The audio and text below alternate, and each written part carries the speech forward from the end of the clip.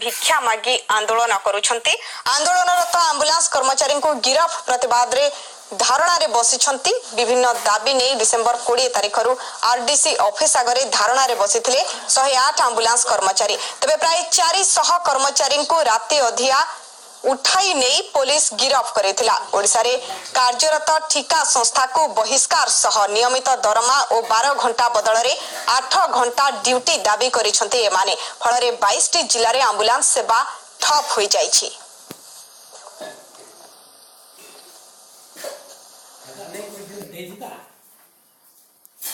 एने अधिक सूचना देबाको फोन लाइन रे अछन हम संबलपुर रिपोर्टर गुणमणि विश्वाल। गुणमणि कोन रहिछि अपडेट?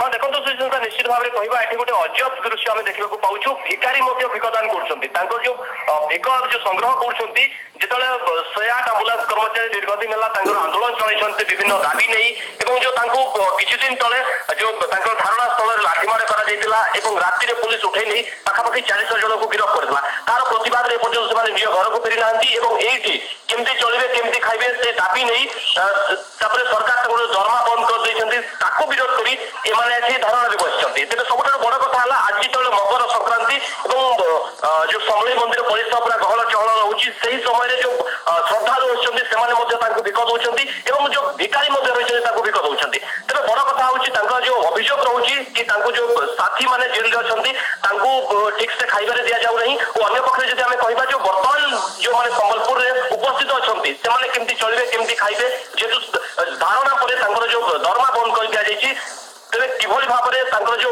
नियमित गुजराट मेंटिव से नहीं से आंदोलन करुँच। तेज आम प्रतिक्रिया कहवा कथा है जे पर्यंत जेडीएल कंपनी को ओडिशा हटा न जाइए दाबी पूरण न से पर्यंत जो पाखापाखि जो 28 जिलार कर्मचारी ये धारणा बसते जहाँफल पूरापूरी आम जब कहवा 28 जिले में पूरापूरी भाव आंबुलांस सेवा ठप सुस्मिता निहत भावे गुणमणि ए दृश्य ही आमे देखि पारुछु जे भली भावे भिक्षा मागुछंती मंदिर सामने रे बसी एम्बुलेंस कर्मचारी माने आ आपण जे भली भावे कहउछन जे 28 टी जिल्ला रे एम्बुलेंस सेवा पूरा पूरी ठप होई जाय छै और से माने एम्बुलेंस कर्मचारी मानन को गिरफ करा जाय छै ताको विरोध करी ए भली अभिनव उपाय रे प्रतिवाद करूछंती। तबे आंदोलन स्थल रे केही पहुंचिलेनी कि प्रशासनिक अधिकारी उच्चपदस्थ अधिकारी केही पहुंचिलेनी कि? हाँ देखो बर्तमान जो 12:30 आम जो घटना स्थल में अच्छु जो आंदोलन स्थल में अच्छु एपर्यंत कौन सरकारी अधिकारी देखा ना आम जब कहवा जो प्रथम 16 दिन जो मैंने धारणा बसते से आलोचना या डक जा जो आरडीसी सामने मैंने आंदोलन बसते कौन कर्मचारी आसुन।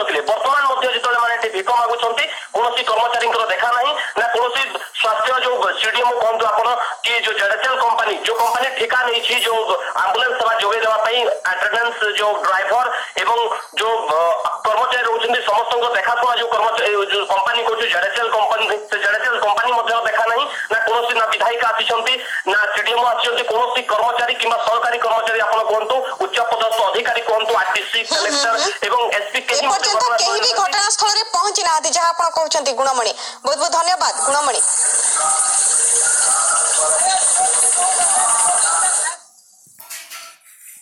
नष्ट हैला कोटी कोटी टंकार गंजेई